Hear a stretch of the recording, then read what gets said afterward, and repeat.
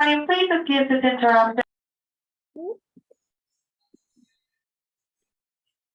Just a reminder, if you're entering, to make sure that you're on mute. You should be muted upon entry, just in case. It's great to see your faces on this spring morning. Welcome, everyone. Please let me know your names. I know it's a big group, but still, I would love to see your names, your roles. I'm scrolling. So welcome. Thank you for coming. It's nice to see you this morning. Yes, I see lots of MLL teachers, interventionists, assistant principal, special ed teacher, ELA, so many roles here. So please let me know when you think everyone arrived and I should start. Right. Welcome, everyone. It's so great to see you. I see lots of multilingual teachers. I'm from New York State, so we might have different terms. Elementary ELA, education, assistant principal, special education teachers. Welcome, welcome. Reading specialists. It's great to have you. Great. So I think we can go ahead and get started. I'll say a couple words about you before we start, if that's all right. Of course. Absolutely. Great. So welcome to this session. Laura Ascenzi-Moreno is the assistant professor and bilingual program coordinator in the Childhood Bilingual and Special Education Department at Brooklyn College. She received her doctorate in urban education from the CUNY Graduate Center in 2012. Prior to becoming a professor, she was a dual language bilingual teacher and coach in New York City public schools for more than a decade. She was also an associate investigator for the City University of New York State Initiative on Emergent Bilinguals from 2012 to 2016. Her publications can be found in literary research and instruction, language and education schools, studies in education, and language arts. We welcome Dr. Ascenzi-Moreno. Thank you so much, Maria, for that introduction. I love spending time with teachers, and I hope that today will be energizing, engaging, and interesting for you. So today, what I'm going to speak about is assessment essentials for teachers of multilingual students, and I'm focusing on formative assessments. Let's see. So, first, I want to outline what our purpose is for today, and I'm starting with my own story. I know that our stories as teachers are really important. So this is a picture I took of a running record kit in one of my students' classrooms, but when I saw this scene, it reminded me of my life as a dual language teacher. I know that teachers are familiar with these types of kits. I know that there's lots of different other types of reading assessments that are circulating these days. But kits like these were very common in a New York City school district where I was a teacher and a literacy coach for a number of years. And it captures my experience as a teacher with the assessment of my emergent bilinguals, because for the majority of the year, the kit was kind of tucked under the chair. But then during specific times of the year, and we assessed our students several times a year, it took on an overwhelming presence in the classroom and really shifted the way that I used my time and my availability for students. And because I taught in a dual language bilingual program, I did running records in both English and Spanish with all my students. So I spent double the time that I guess a monolingual teacher would spend when they assess their students.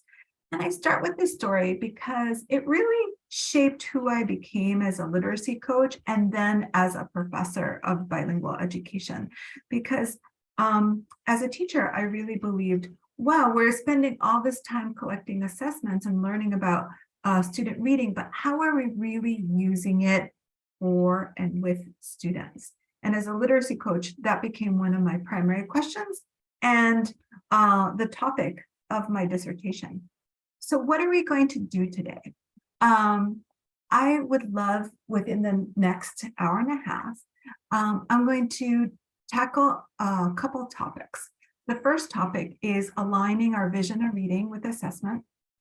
The second topic is really going over what is reading developed for emergent bilinguals and how does it differ from monolingual students. I think this is particularly important in this day and age because we don't think about, we think about reading in a big sense, how it differs for different populations of students. And then what is assessment literacy? And why is it important? Why should teachers know, what should they know about assessment? And how does it benefit their process? And then lastly, how can we be intentional with the assessment of emergent bilinguals? What I get out of this session today is, number one, leaving with understanding the context of assessment literacy, becoming familiarized with key concepts in assessment, and then something that is my particular strength is thinking about a translanguaging perspective on assessment and how can it be used to adapt assessment. And lastly, I want to leave you with a framework called the CUNY framework, which helps teachers and educators analyze how assessment can be used intentionally. So a couple things before we start, and first is the language that I use to call emergent bilinguals. I think labels are very important, and the way that we use labels influences how people think about students and what programs we offer them. And I think nationwide, we're moving away from English language learner and limited English proficient towards more positive, less deficit-oriented labels like emergent bilinguals and multilingual learners. So in my talk, you'll hear me use those terms. And then lastly, before we start, I created a note sheet. I recently went to a mentoring PD, which was wonderful. And one of the things that I really enjoyed about it, and of course, this is up to you, is that throughout that professional development, they gave us time to take notes or ask questions, because sometimes in the virtual platform, it's really easy to kind of lose our focus. So Maria Rodriguez is going to put in the chat a link to this. Once you click on the link, you can make a copy. And so at the end of each kind of module of today's session, I'll leave you to have a minute or so to maybe take some notes about each of the different topics that we're dealing with today. Okay. So as we embark on our journey, I know that, we've been in the virtual space for now about 3 years, and sometimes it can be very difficult to focus. And I wanted to start with an intention. Even though we're only here together for about an hour and a half today, I want to think about how you can be present and open-minded throughout this session. So think about what your intention is.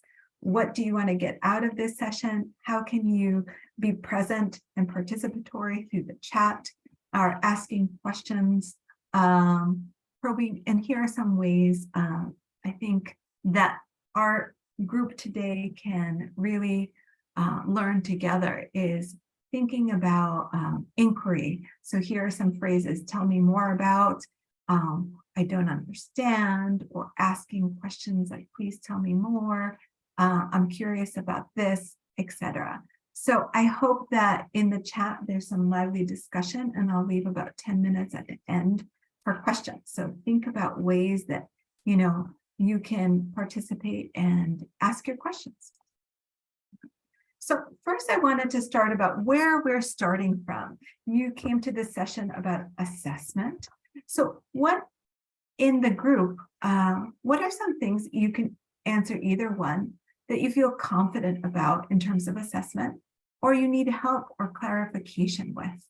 So think about that for a second or two, and you can either keep it to yourself, or I will be looking at the chat and thinking about what are some ways within the group that you feel very expert in terms of assessment, or you have some questions about.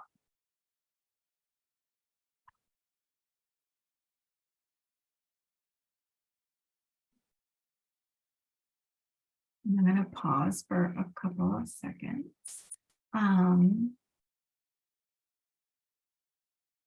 So Mary said, I feel confident with the yearly LEDA assessment. I'm curious if running records are still a good practice for multilingual learners. Great questions, thank you. I would like to know the local reading norms of our multilingual learner students. I feel confident with observational assessments. I used to feel more like an expert when I was a reading specialist. I'm curious more about recent assessments for literacy. Great. These are great starting points. Thank you so much. I need help with ideas about how to best support emergent bilinguals who are not able to decode or read fluently in L1 or L2. These students I have in mind have been in bilingual programs for 3 or more years and now in 4th grade. Super.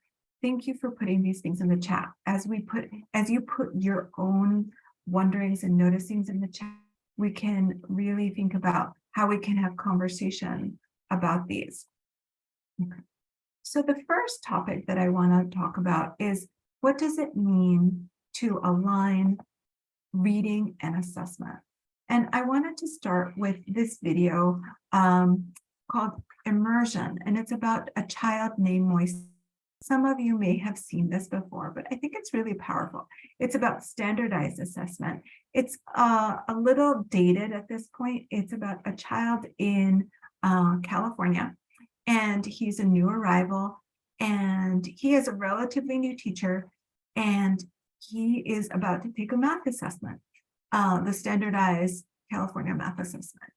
And he's asking the teacher if he can have the test in Spanish. So we're going to watch a couple of minutes, and as we watch a couple of minutes, I want you to focus on, what is your reaction to Moises and the teacher? So let me know if you can hear. We have testing all week this week and next week. The tests are going to be hard, but that's all right because we're going to try really hard. Isn't that right, Cameron? Yes, Ms. Peters. Okay, great. Everyone listen up. So we're going to want to work on we get ours from the answer and the information in the story, okay? We're going to go ahead and test, factual test, and try this actus test. Oh, test your test. Open up. So we're going to page, go to B. First on page 3. ¿Qué dijo? ¿Por qué va a empezar el examen? No, es una práctica.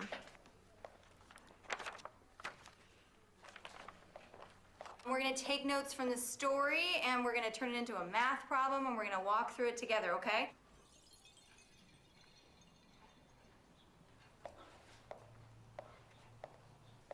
So the boy ran 3 blocks. So everyone write 3 blocks. I didn't even know. He looked like a stranger. How long did it take him to run 3 blocks? Michelle? 6 minutes. Very good, 6 minutes.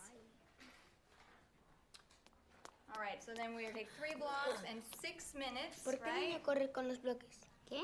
Sí, ¿por qué el niño corre con los bloques? No, Okay, so the corre 3 questions are going calles. to go on to ask us, how long will it take him to run 20 blocks? What do we do?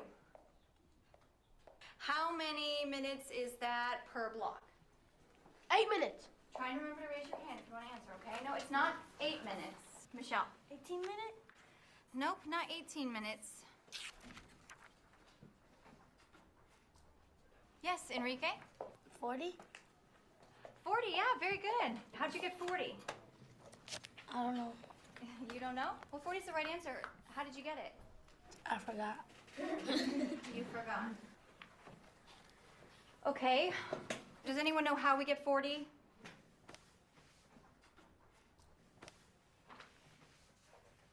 Yes, Moises.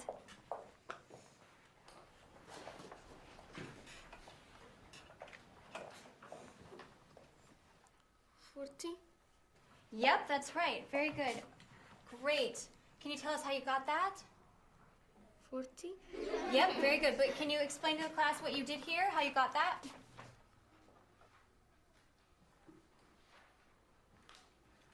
40. Okay, all right, you guys, settle down. That is so dumb. Joe, do you want to lose your recess? No. Okay, then.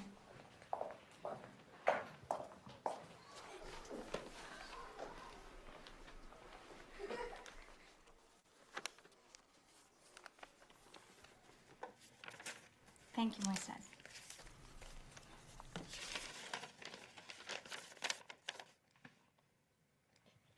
Can you help me, please?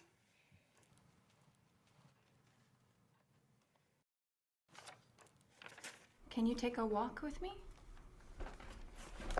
I don't want you to worry about the test, okay, Moises? Sí, estoy preocupada sobre el examen. La directora Rosa dijo que todavía tenemos que hacer. Just try your best, okay? Do you understand? Not importante. Sí, sí es importante.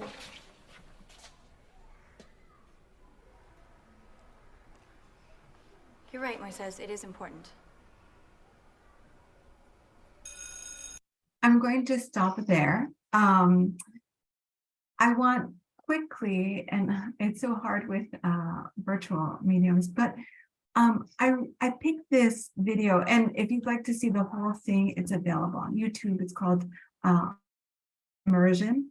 And I think it's really powerful, not only for individuals, but also for, school communities to watch, because they make, within this short video, they make a lot of points about language learners, testing, and assessment.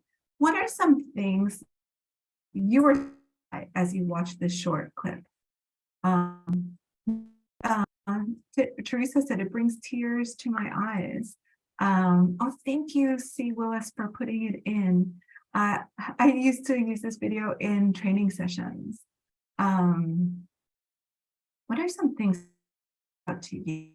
Well, for people put in the chat, I'm going to just say one of the kind of pivotal times for me is when Moises to the teacher is important, and Moises said it is important.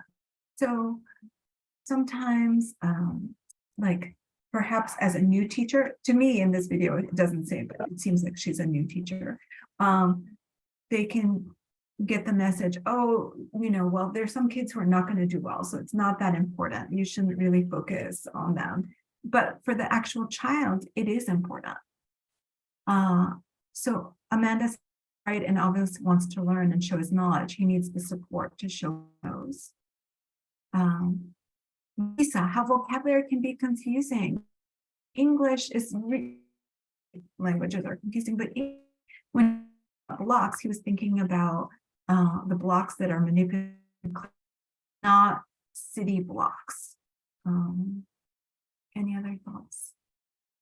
Even though the teacher's intention was good, she was doing Moises a disservice. Why can't the teacher use a peer trans?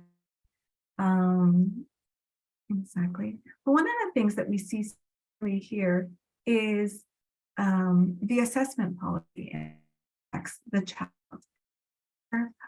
We see that the assessment, the math assessment was language-based, that it was hard to really assess the students' math. Language proficiency and math abilities are two different constructs, but woven together.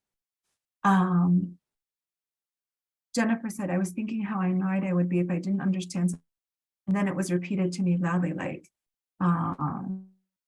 and Amy said he could have shown a written explanation board instead of verbally explaining it. Yes, she kept on asking him for verbal explanations. Can you please tell me how you figured it out?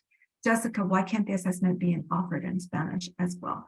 At this point, I think this movie is from more than a decade ago. There was a ban on Spanish. I'm going to move on, but again, what's this? See that the student that are unrecognized or unrecognized because are the state's assessments. So it's really important about assessment to think about how it's aligned to instruction. And in this case, since I am a reading professor, I think a lot about how can we align to reading instruction. So even though this seems really, assessment must be theories of reading. So what does it mean to be a reader to you? What does it mean to support emergent bilinguals to be readers? And how do we align our vision of reading to reading assessment for emergent bilinguals? So what we think reading is what we assess readers to be. So one of the things I've been thinking a lot about are theories of reading. Theories of reading usually kind of are implicit. We don't talk very much about them, but lately we've been thinking a lot about them. And one of the things theory I'm most impressed about is the active view of reading by Duke and Cartwright, because it's such a robust view that's compatible with biliteracy research. There's so much here, but I'm going to say a couple of things. This model accounts for cultural and content knowledge, as well as bridging processes that are important when we recognize the metacognition of emergent bilinguals. So cultural and content knowledge is included as a critical feature of language comprehension. And anyone who's taught emergent bilinguals know that students who come from different language, ethnic, or racial backgrounds, different content, cultural knowledge to the reading process. That there's not a standard knowledge that students bring in, but that students bring in a diversity of language research funds of knowledge and experiences. So I think that this is really a critical piece of model.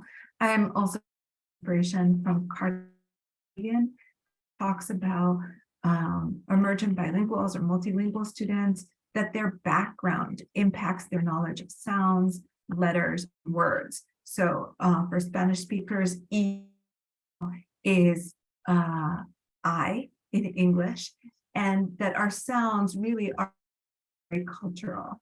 I think that when we have such a complex model of reading, it is the type of sense that we can do.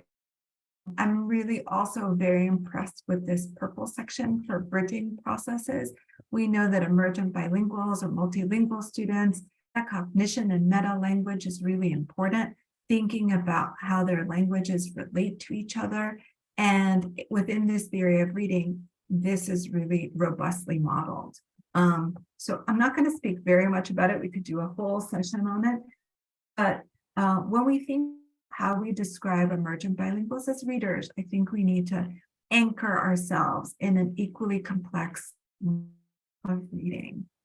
Assessment is also an equity issue, because as we saw with Moises, realizing that equity and each student's needs and learning experiences that will help English learners to achieve success, we need to make sure that assessment provides educators with accurate information that helps them to shape their ongoing practices.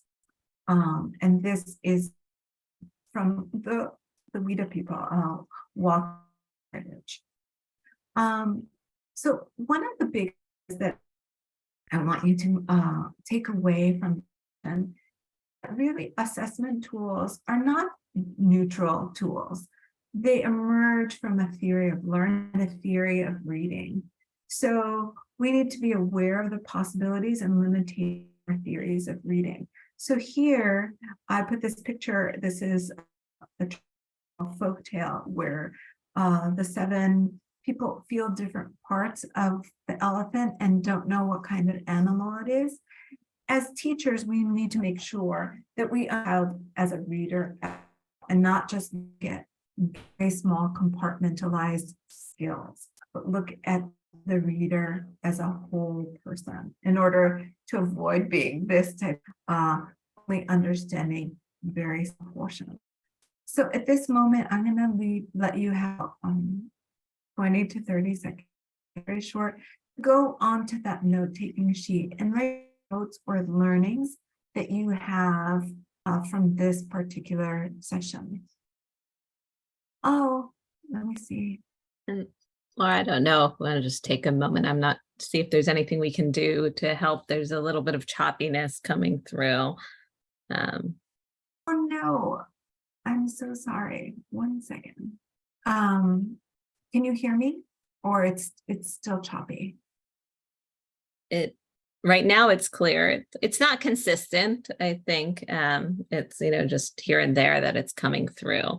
But I ask folks to just turn off cameras the best they can to try and hopefully increase clarity and bandwidth. Okay, and ask for the instructions. The time for you as we take a little pause. If you have any comments or you would like to take any notes in the note-taking sheet provided earlier. We're going on to our next section, which is what is unique about Emergent Bilinguals reading development.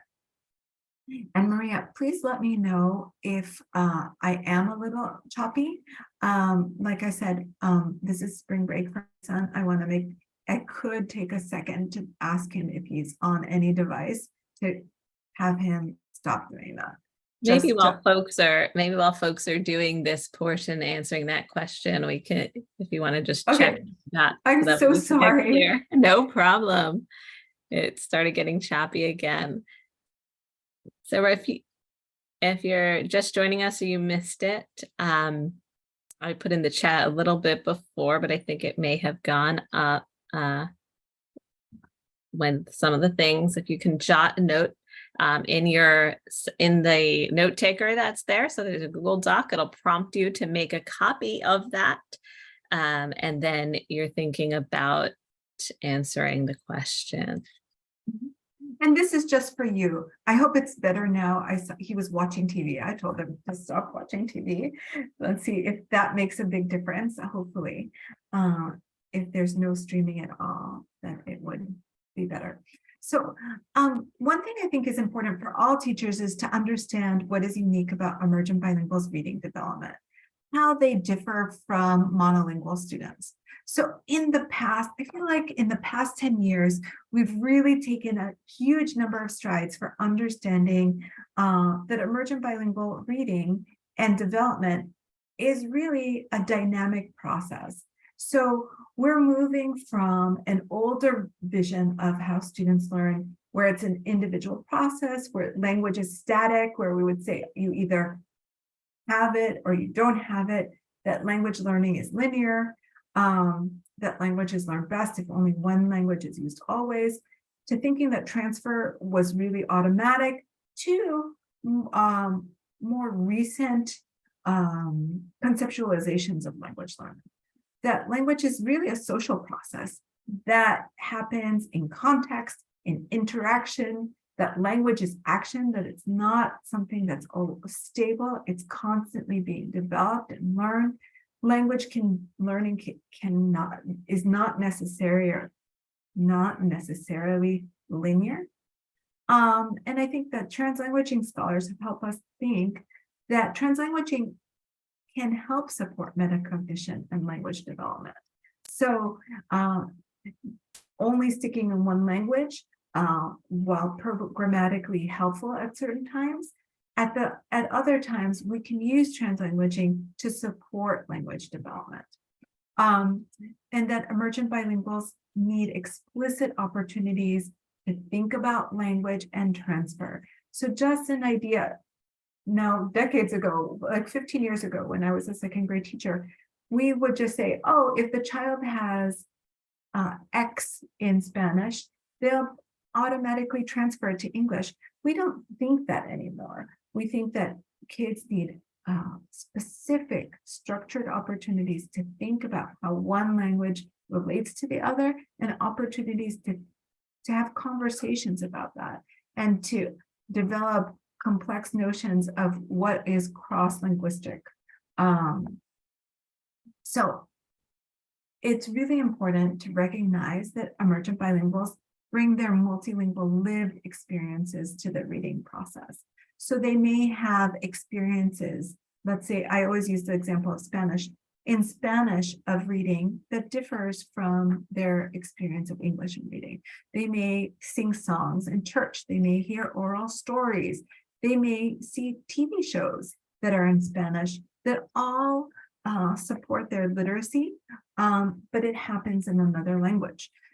Emergent bilinguals may bring knowledge of books, songs, sounds, and letters that may not match what's valued in school or may be different from what's valued in school.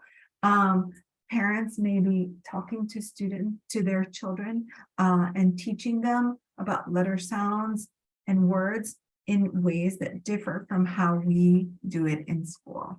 And that the reading process in English and Spanish is interrelated in complex ways. And the last point is really important, that emergent bilinguals are developing language in tandem with reading. So these can be interwoven, but also separate.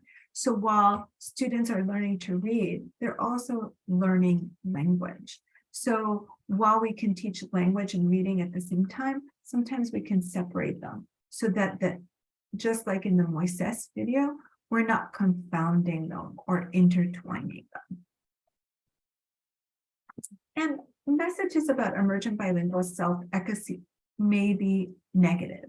When we think about readers, we want to make sure that the messages we send to students about their ability to read supports their development and identity as a reader, rather than there's been lots of research that has shown that sometimes teachers' feedback to emergent bilinguals is just about pronunciation or correction, and therefore the message that they're perceiving about themselves as readers is about accuracy rather than about thoughtful, strategic purposes. I also gain a lot of inspiration from Nani Lassalle's work, in which she differentiates that emergent bilinguals have different code-based competencies. So they may have different knowledge of the alphabet, or may know the alphabet in different languages and may confuse them, phonemic awareness, and spelling.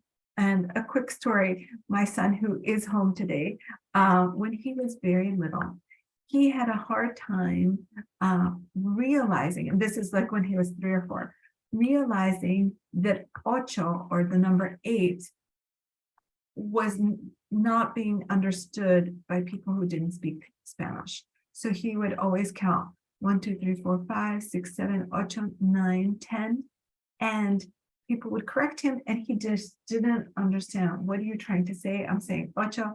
And I think that that little mini story is significant here, because students may know the alphabet in different languages and not understand that there's a difference between different main languages. Emergent bilinguals also have different meaning-based competencies. So the types of cultural and content knowledge that helps them to be readers, their lived experiences, their references, vocabulary, word knowledge, and strategies may be different from the ones that are valued in school. So all in all, emergent bilinguals' reading trajectory really differs from monolingual students in that they may have different code-based strategies, that they're learning language and reading at the same time, and they may also have different meaning-based strategies. And all of these, I think, are related to what we talked about previously, the active view of reading, where we think about how do we normalize the differences in what children bring to the reading process in order to support them. So this second big idea is that emergent bilinguals' reading trajectory differs from monolingual students and demands a different approach to reading, instruction, and assessment. I'm going to stop for a second. I want to check if my sound is better. It is 100% better on my end, and I haven't Okay. seen anything else. And Mhm. also stop for just a short time if you would like to jot any notes, and I'm going to look at the chat.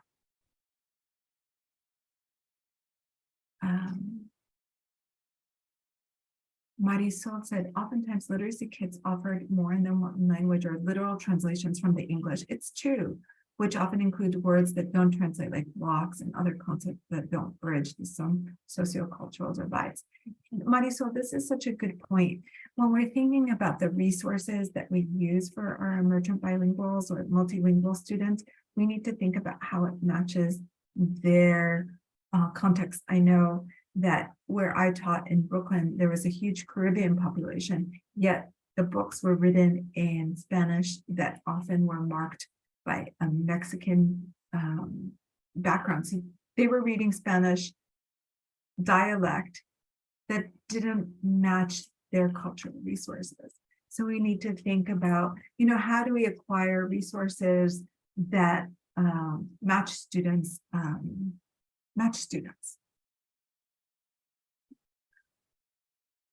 Marisol, again, when my son was in kindergarten, redirected from jumping in the play area, he would say, but Miss Carey, I wasn't drinking, brinking. Oh, that's very funny. From brincar, which means to jump. Okay. Suzanne wants me to go back to the previous slide for a second. And yes, people have different cultural knowledge. Lisa, students from rural backgrounds may not understand the concept of city blocks. And it's hard for me when I go to areas where there's no sidewalks and I think, oh, this is so different. So the next big topic that I think is important for teachers to understand is assessment and emergent bilinguals. I love this cartoon, and this is also a great cartoon to use if you're doing PD with your colleagues. So here we have a man seated at a desk, and he says, for a fair selection, everyone has to take the same exam. Please climb that tree. And here we see all these animals with different abilities and different features that are either adapted or not adapted to climb the tree. So we have the bird, the monkey, the penguin, the elephant, the fish, the seal, and the dog. And obviously the monkey is advantaged to climb the tree. The bird can get onto the top of the tree, but not through climbing. So how this is reiterating a lot of the themes that we've talked about before, but how is it that our assessments advantage, disadvantage students? How do we develop assessments where we're truly getting to understand a specific construct? And I think that that is what we need to think about today. There are some general issues in literacy assessment that I've done through my work. So many teachers are really engaged in routinized assessment practices. And I don't mean everyone, but what I mean by this is that teachers often will assess students and go through the motions without really using assessments for what they were intended for, just kind of collecting data without actually using it themselves. And I think that for me was the catalyst for doing my dissertation, because teachers' time is too valuable to engage in that type of work. I also found that compliance is valued over the formative nature of literacy assessment. So what I found in my own school and across the place where I did my research is that teachers will assess, they will get their data, and then they will hand it into an administrator without ever seeing it. So what's being valued is compliance, getting it done, etc. And lastly, this is a new point that Serafini and Moses really talk about, that literacy assessment is often focused on monomodal performances of reading. So only either speaking and but not doing anything else. I'm reminded of something in the chat where someone asked about the assessment of younger children. Definitely with younger children and older children, we can do more multimodal assessments where we're asking kids either perform or to draw in order to convey their understanding of a particular text. So what are some issues with formative assessment of emergent bilinguals. And we really, in this session today, I'm really going to focus only on formative assessments because that's where teachers have agency and power. So Betty, now many years ago, talked about how language and content are confounded through assessment. So just like we saw with Moises, and here what we see with this example, it's kind of small. It says, to win a game, Tamika must spin an even number on the spinner identical to the one shown here. So we see the math abilities, reading abilities are intertwined. So this type of test item does not assess solely math. It assesses math and English proficiency and possibly cultural and content knowledge, because if you haven't seen a spinner, you don't know what this representation is.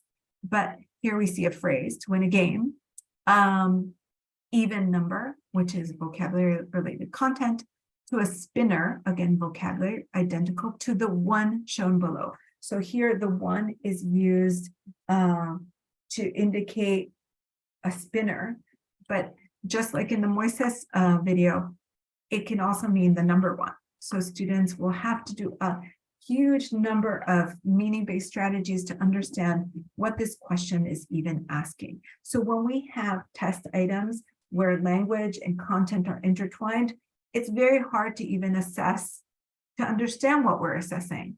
Did the kid understand the math? Did the kid understand the question? We don't know. And I think that's really important. Even formative assessments have been monolingual across different program types for a very long time. And that's one of my biggest points today, is that when we focus on assessments, that we have been focusing on language often rather than reading. And rather than understanding reading habits, skills, and abilities, we often just see students' language abilities. Often, and someone asked about running records, when we listen to students, I think it's still an important practice in classrooms across the country. But when we listen to students and we hear miscues, sometimes those miscues are the result of pronunciation or vocabulary. And if we count them as miscues, it sometimes leads to lower independent reading levels. And when we only assess students in one language, and I know it's harder when you're in a monolingual program, but thinking about dual language programs, if we don't have data about their reading in two languages, we may lack understanding of how students read across languages and use their language practices. So some of the important concepts that I think are important for all teachers to understand are things like accommodations. Accommodations are often offered for standardized tests, like extended time and bilingual dictionaries, glossaries, and separate location. But there has been a lot of critique of accommodations because often they're too broad or general to target or improve the linguistic demands of an assessment. So the accommodations are meant to lessen the linguistic demands, but if you give, let's say, a newcomer extended time, it really doesn't do very much, because if they don't know the vocabulary, they just don't know it. It doesn't matter if you give them 10 minutes or you give them 20 minutes. By the same thing with separate location, it may lessen the attention and distraction, but it doesn't help them to lessen the linguistic demands of a certain assessment. Bilingual dictionaries and glossaries, while helpful, do require instruction. They require that students understand how to use bilingual dictionaries and glossaries in order to support their work. And those, if students do know how to use them actively, then the extended time, for example, may be helpful. But often accommodations are too general to provide the required support that students need in order to accurately show their skills. So the static nature of these accommodations kind of reduces their effectiveness. Another important concept that's is validity. We often hear about validity, and the way that validity has been used has been changing. When we hear about this term, we don't see how it often applies to our own context. On the one side, the way validity is often thought by educators is the validity of a particular test. But psychometricians have been moving away from that idea that we're that we just think about validity in terms of a particular tool. And the way that this is expressed is that sometimes teachers feel faithful to the assessment and they feel obligated that they have to do the assessment in a certain way. But a newer way to think about validity that is really recently highlighted by scholars is that it's about score use. The ways that we use the scores, are they valid for emergent bilinguals? And at the center, validity is really about the soundness. Does the assessment measure what it intends to? It's not mostly about, is this test valid? Has it been validated? But are we using the test or the formative assessment in the way that it should be used? The last concept that I want to talk about is content knowledge and language proficiency. So one way to think about this is by understanding, sorry, I went too fast, that these things are constructs and they go into different buckets. So the categories on either side are completely discrete and should be measured separately. So there's bound to be some error because no assessment is perfect, but we need to make sure that the error is as low as we can make it. When we work towards analyzing and adapting assessments, we're being more precise about what we set out to measure and how we're measuring.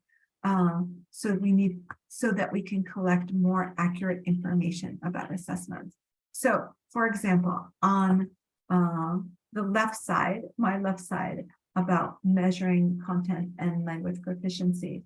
So on one side would be content knowledge, academic achievement, and skill level. So either, let's say math again, if we're assessing math or we're assessing reading, that we're sure that we're assessing those competencies.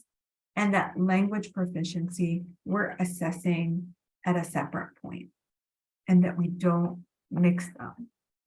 I think as we come to the end of this section, I think the big point is that formative assessments can be intertwined with language.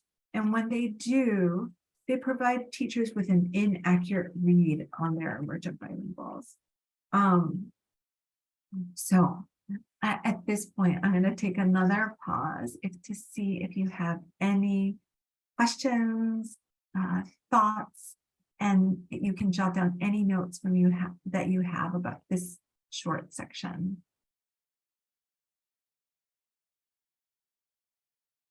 So Suzanne is saying many multilingual learners cannot read and write in native languages. They can only speak the language. How can we assess them bilingually for reading? You know, I'm amazed at what can happen with technology. Last week I was in a school. This is a school in Sunset Park, Brooklyn, where there are Latinx children from lots of Latin American countries,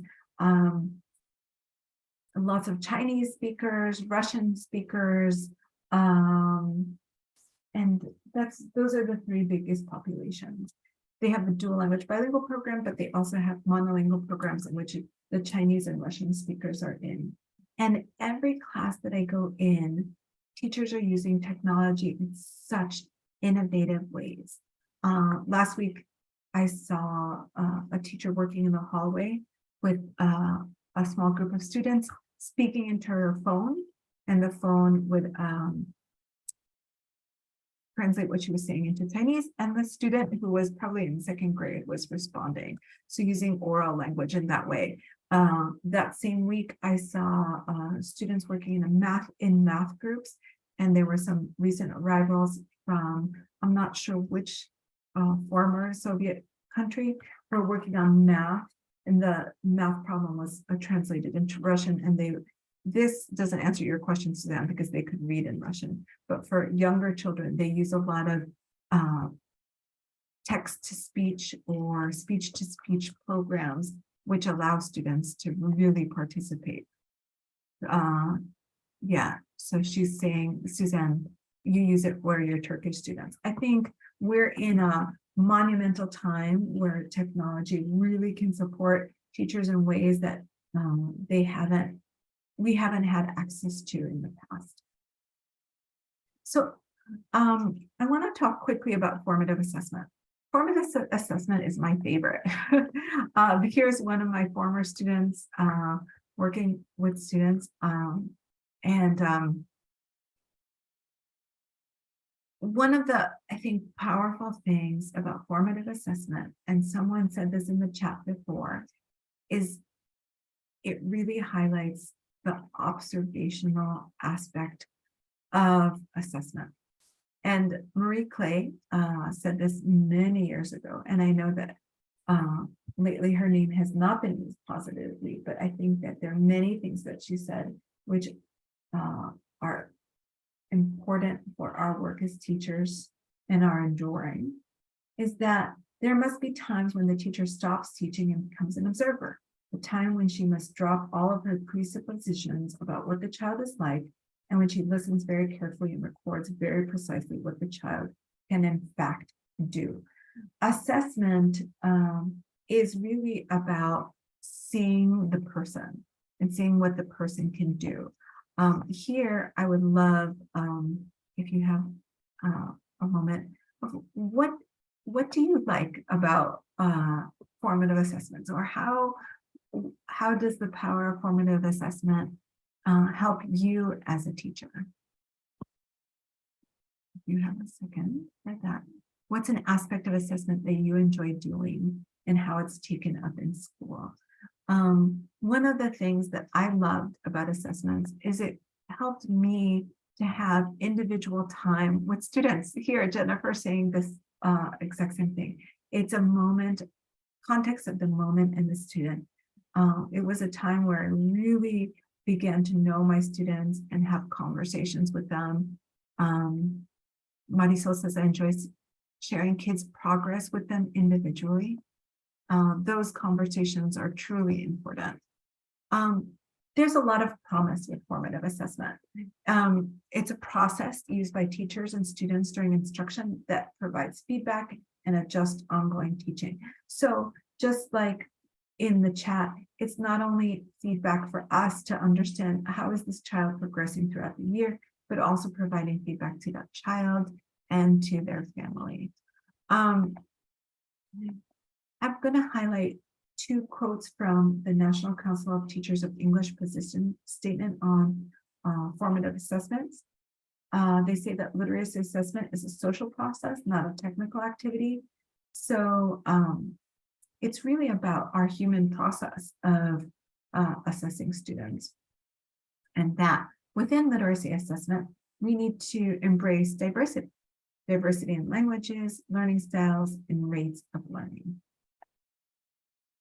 I'm going to skip this because I want to focus on the ways that I adapt reading assessments. So at the very beginning of this session, that one of the things that spurred me into this research and really thinking about assessment is I saw that when I did assessments, either as a teacher or as a literacy coach, that I had so many questions. I spent so much time, and as a coach, I saw teachers spending so much time collecting assessments, but some of the questions still remained, which is, how do we accurately assess our emergent bilinguals? Are we drawing upon their resources while they're reading? And what are some of the ideologies that governed our assessment? I believe that formative assessments are really powerful. And I'm going to quickly move. I'm not going to give us so much of a break right now because I want to make sure we have enough time to some of the ways that I answer that in my own practice. So I'm going to move into a translanguaging perspective. As I said, translanguaging has been really powerful for me as a bilingual educator. Because as a bilingual educator in the past, we were taught really to keep separate languages separate. And translanguaging really described a phenomenon on how language really exists in the world. So many of you may have heard about translanguaging, but have not had a chance to grapple with what it is and what it means for literacy instruction. So the idea of translanguaging is that students have a single social and linguistic repertoire. Here's a picture from a piece of art that I saw in Chinatown in New York, where the student drew a picture of herself. And in addition, she wrote all these words, some of which I can't read, but you can see there's English, Chinese, and Spanish. And you may ask yourself why there's Spanish in Chinatown, but Chinatown is adjacent to Spanish neighborhood where Spanish is spoken. So the whole idea that languages exist all together is one of the core principles of translanguaging. And here you can see more of the artwork. So what is translanguaging exactly? The way that Ofelia Garcia and Li Wei defined it now a while ago, about a decade ago, is how bilinguals call upon their different social features as they language. And they're using the word language to talk about the dynamic ways that we use language. But what I love about this picture in particular is that it shows translanguaging in action. This student drew herself reading a book in Chinese, and also wrote about, this is my favorite book because, and then in Chinese wrote the explanation. One of the things that we think about when we see a picture like this is if the student had not had access to her home language, how would her written written expression have been? We think that it would probably be very short, and she wouldn't have had the opportunity to engage in the thinking that she did through this work. So translanguaging has really highlighted the role that emergent bilinguals linguistic resources have in their meaning-making classrooms. Readers can read a text in one language, but interact with it deeply in another language or in multiple languages. For example, with this book, The Rainbow Weaver, it's about a girl who ends up cleaning her community. And she kind of weaves all the kinds of things that she finds in her community that were thrown out as garbage to something that's it's woven.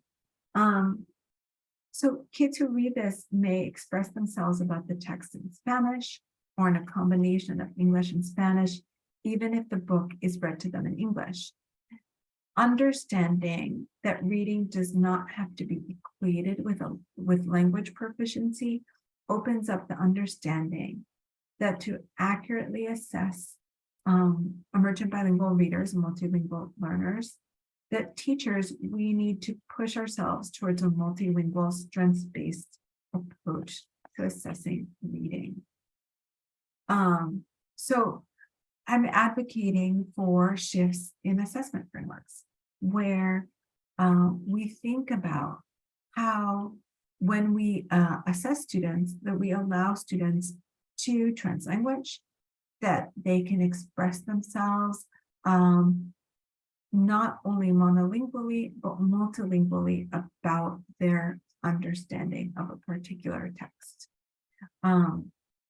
So our experience has been that sometimes educators have equated reading abilities with language proficiency, but I think as we move through the session, think about NYSIEB, think about the development of readers, that we really need to push ourselves to not only take this up in our own practice, but advocate that reading abilities cannot be equated with language proficiency. And just stop it there. Because translanguaging really helps us understand that when we take on a multilingual perspective on assessment, that that we can get a more accurate understanding of what students understand from a particular text. And I feel that I'm going to move on to the next section, because I think that that will give you a better understanding of what I mean by that. I'm going to just stop for a second to see if there's anything in the chat. Maria put in a question that I wanted her to put in at this moment, which is, what questions about translanguaging may you still have? And I'm just gonna look at the chat. Marisol, I think there's a special challenge when emergent bilinguals have an underlying learning disability like dyslexia, and therefore cannot read an L1 or like 2, but our resources are limited for helping them to learn to read. Yes, although, you know, I've read and I can share these articles with you. There's a lot of interesting articles by Patricia Bonifaci that talks about shallow and deep orthographies. So a shallow orthography is a language like Spanish, where there's a correspondence between letter sounds and letters, and Spanish is a shallow orthography, while English is a deep orthography. That there's a different need for the level of word work that we do based on that. Our language is orthography. Okay. So part of my work in the past decade has been really thinking about how to collect data differently from emergent bilinguals. And one of the, I think, big ideas that I want to start with is that it's not just about changing the way that we do assessments, but it's also about how we think about them. Because what I've learned is that we can change the assessments, but if administrators or other teachers don't think that that's what we should do, that we haven't enacted widespread change. So one of the concepts that I developed is something called responsive adaptations. Responsive adaptations are ways of adapting assessments that are flexible and knowledge-based ways. And it's part of a strengths-based perspective for emergent bilinguals. They're not a new set of procedures or uninformed or unconnected to students and learning. And this is in my book with Cecilia Espinosa, Rooted in Strength. And what we did with this was we tried to think about when we look at running records, and I know that there's been controversy about running records, but if we're assessing students' reading, if we can generalize to that, how do we look at students' reading and miscues? So the two questions at the top, how can I support this child as a reader? And how can I support this child's acquisition of language features? Are two questions that can be separate. Remember, when we talked about constructs, we can measure reading in one bucket and language proficiency in the other bucket.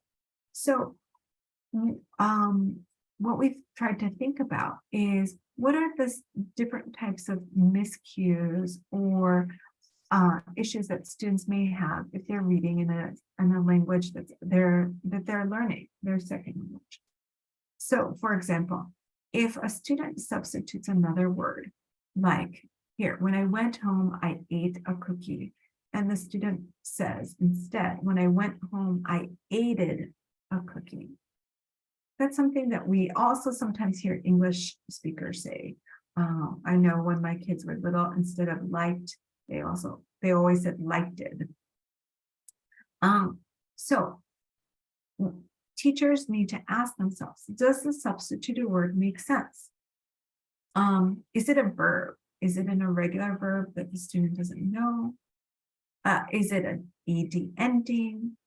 Does the substitution reflect the features of child's linguistic repertoire, etc.? We want to go to the bottom of why the student is saying aided instead of ate, because it will impact the type of next teaching step that we have.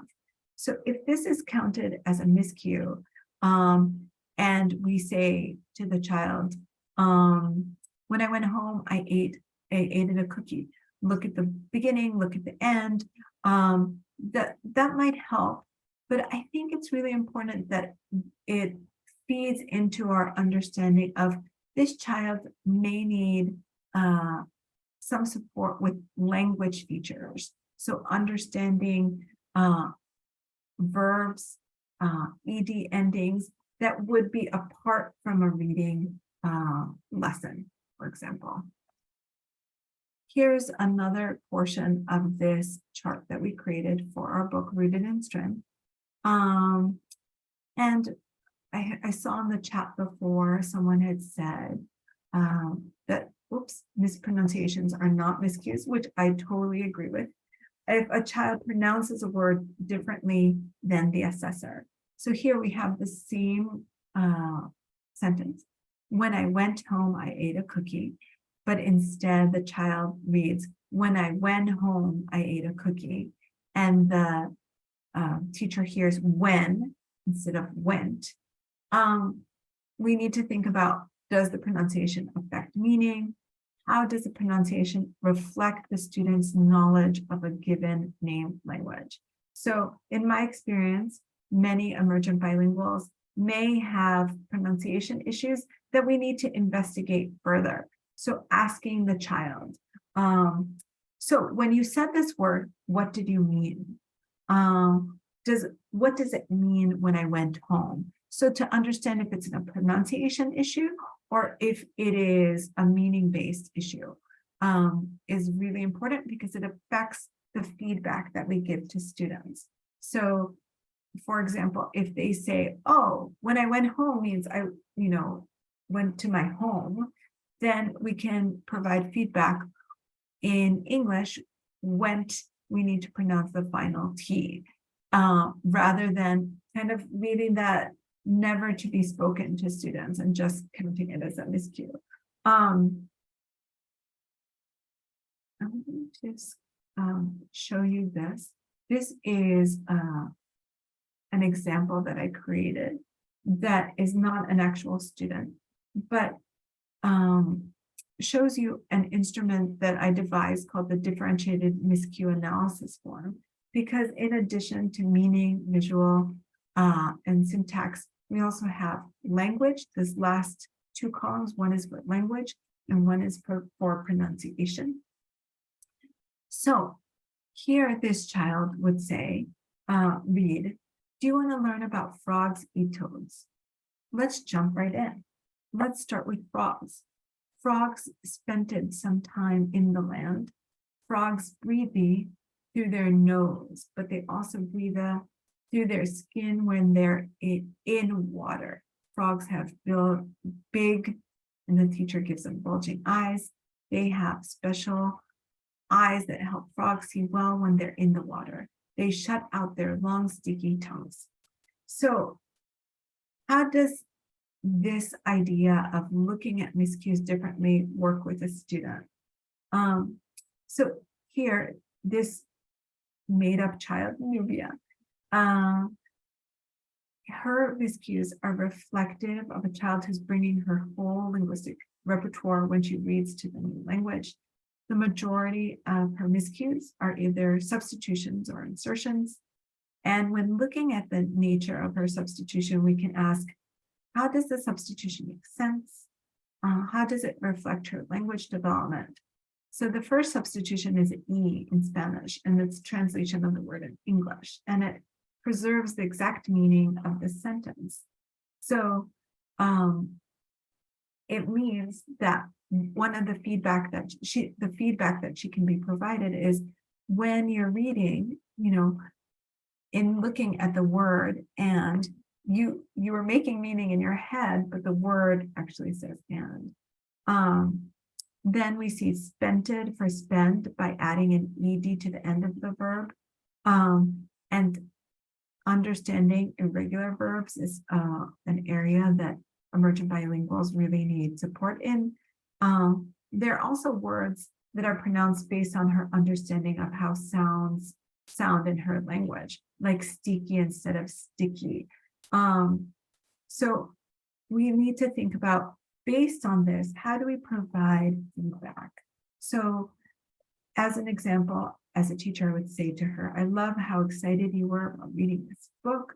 I saw how you looked at the diagrams and the book, how it described the frog's nose and skin. Great readers take information from the words and diagrams that they put together. One thing I'd like you to work on in your language is thinking about how the letters sound differently in each language and how you can use that knowledge when you read. For example, I know like I sounds like E in Spanish, and that's going to help you understand the text better. So what you see that I did with my feedback is I gave her feedback on her reading, but I also gave her feedback on her language. And that's one of the things that I want to highlight, because in my research, I found that teachers often, when they're working with students who are reading in their second language, almost always give feedback on their language development, thus making the reading experience one about language acquisition rather than also about reading. And this is the differentiated miscue analysis form that we just looked at. There are other parts of responsive adaptations that I want to talk about. And the first one is the introduction.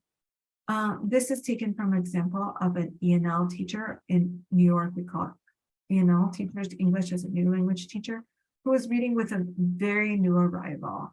And before reading this book, she gave an introduction where this book talks about two cousins, one who lives in the US and one who lives in Vietnam. So she showed a map, but she also provided some preview of words that were important for the student to understand this book. This student, who had just recently come from Central America, was a student who had interrupted formal education. So while and this is some of you have said this in the chat, that you're working with students who have limited instruction in their home language. She had limited instruction in her home language. She was a 5th grade student, but if you speak Spanish or read Spanish, you can see that this work is not 5th grade level. But what she allowed the student to do, rather than respond in English about the book that they read, which was very simple, this In the Rain, was to respond in Spanish as well. So what was the problem in the story? ¿Cuál fue el problema en la historia? The student could write in English or Spanish, and she wrote in Spanish. El problema fue que estaba lloviendo. So as you can see, if you are a Spanish speaker, that it's not what you would expect at this grade level. But what this adaptation does allow students to do is to respond about their comprehension in Spanish. And I think that's what's key. If we had only asked the student to respond in English, she would not have been able to demonstrate her understanding. In allowing her to respond in English or in Spanish, and we could take this further, or if it were younger kids to draw, or if we use technology and heard what she had to say, we get a better sense of what our comprehension level is. And this is yet another example of this idea of investigating the miscue to see if we can ascertain if it's a pronunciation issue or if it's a meaning-based issue. This student, also a new arrival from Central America, said one day when the little boy was going to take his bath, he saw a baby beard on the ground. It had fallen out of the nest. So the teacher went back and clarified, when you said beard, what did you mean? What were you referring to? And in this particular text, which is a DRA, and I don't know if anyone uses those anymore, but the DRA has some pretty minimal illustrations. The child pointed to the bird. So we clearly see that beard here is a pronunciation issue. So understanding not to count pronunciation, but providing feedback that either targets the reading or targets the language development of the students. So just to summarize, in terms of responsive adaptations, and these are ones that I connected to running records, but they can be done with any type of assessment, is that they are based on this idea of validity. How do we make sure that the assessment is valid for what we are using it for? So if we want to assess reading, we want to assess students' comprehension and text understanding, then it can't be done only monolingually. So the responsive adaptations are designed to really connect to what students know. So if we think about a traditional reading record, there are different components: the introduction to the text, listening and documenting to student reading, retell, and feedback. In the past, the way that this has been done is teachers provide an introduction to the text monolingually, but within a responsive adaptation framework, teachers can make culturally relevant connections using English, home language, or cultural knowledge. And one of the examples that I love is here in New York City, I was doing some research in a French-English bilingual program. And the teacher who had a lot of children, it's very strange here. There's a huge French community in a neighborhood in Brooklyn, but was talking to the child and said, you know, tortillas, you may not know what those are, but they're like crepes. So I was amazed to see that teacher making these culturally relevant connections, preparing the student to read by anticipating what concepts would be difficult for that student.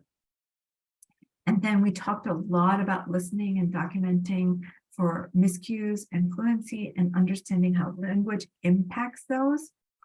And then we talked about the retell and how the retell, instead of only doing it monolingually, how we can invite the home language in. And as we talked about, the technology is a huge boost for that. And we also lastly talked about the feedback. So not only providing feedback on language proficiency, but providing feedback that targets students' reading habits and abilities, but also ways that they can connect language that we see. I'm going to stop here for a second because this is one of the major points of this session, which is that responsive adaptations are ways that teachers can adapt assessments to capture the knowledge and skills of emergent bilinguals. So I'm going to ask you to jot down some notes. Oops, sorry. Clicking too quickly as we go to our last kind of topic of today. And I'm going to look at the chat.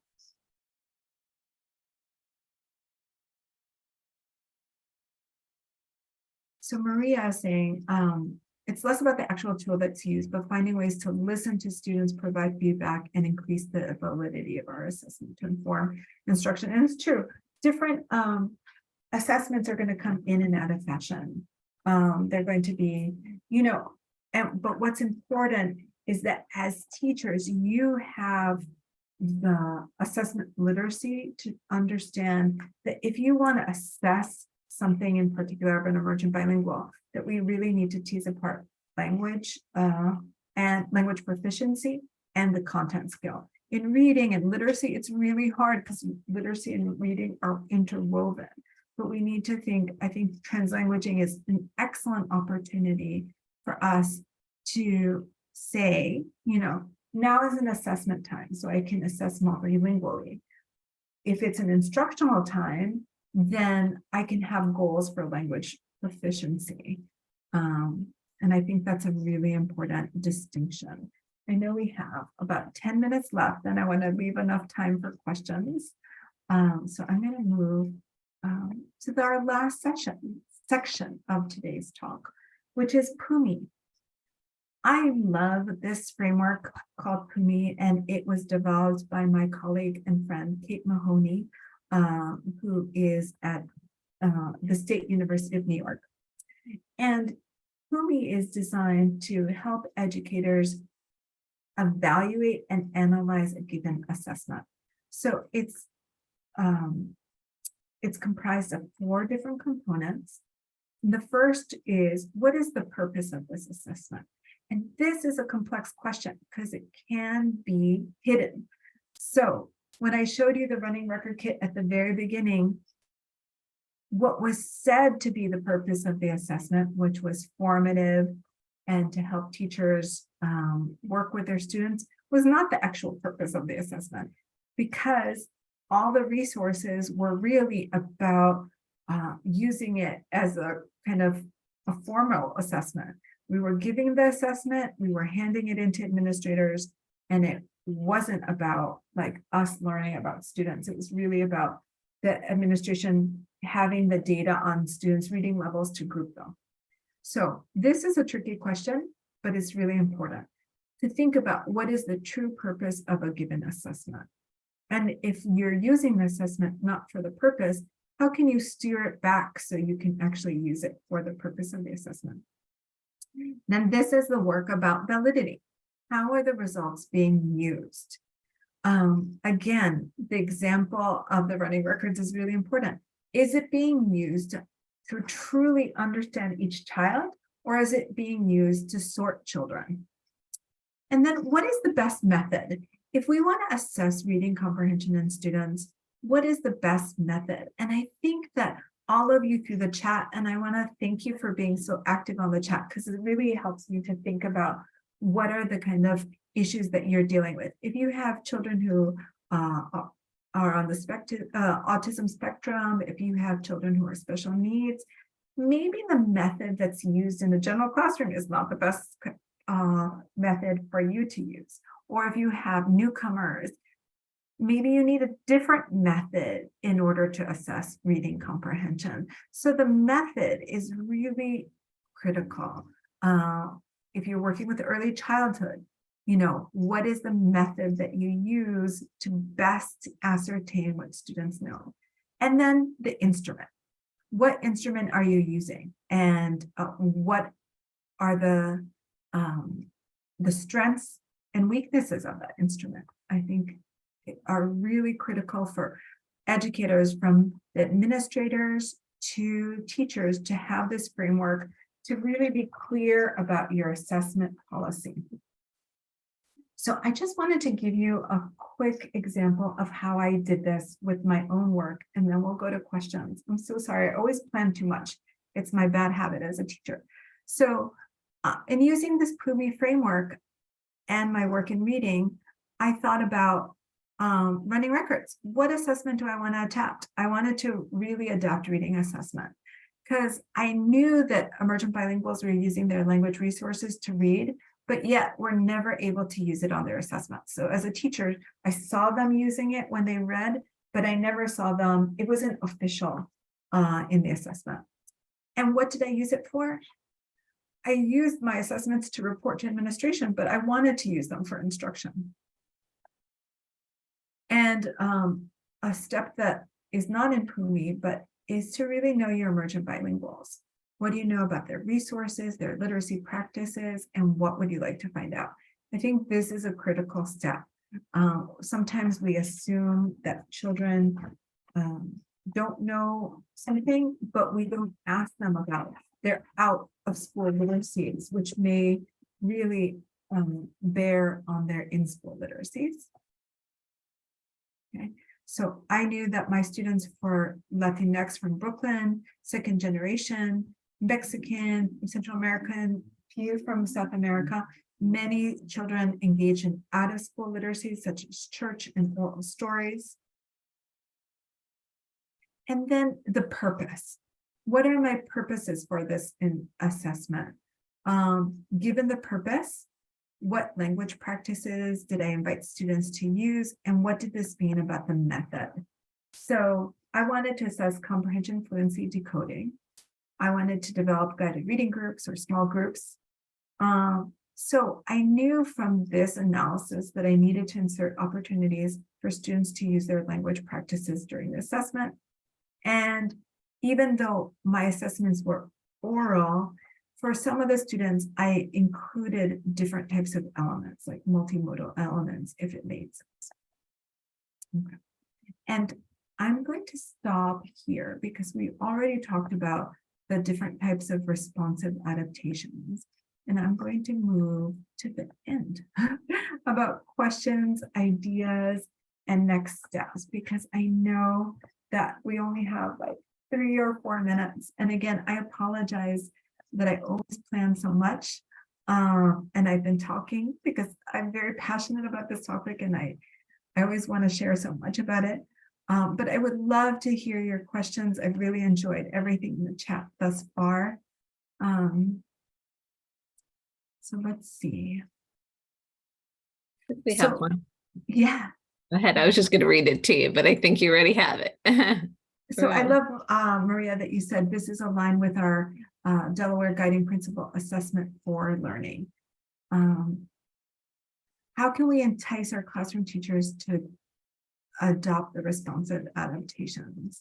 Well, one of the things I think that's really important, and I'm trying to see all of you again, is, sorry, you know, when you open the chat, I can't see everyone, is first becoming aware of why they're important. And I will share with Maria, I wrote an article for Language Arts Journal about responsive adaptations. I think the first step is studying it together before actually like digging in and doing it, is to think about, does this make sense for me and why does it make sense? Because what I'm advocating when I talk about assessment literacy is not just like, oh, you're going to do this without, it really is teachers are the experts and need to implement their professional expertise within a given area, whether it's assessment or small group reading.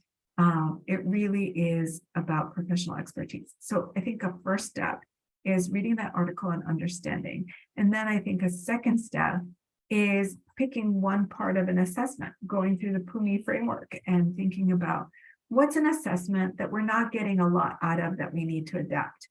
And as I really believe in collaborative work, working collaboratively with teachers to think about, like, let's pick an assessment. Let's think about the principle of assessment for learning. How can we make this assessment tool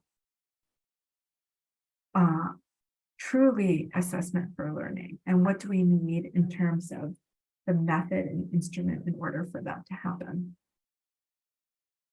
Let me see if there are any more.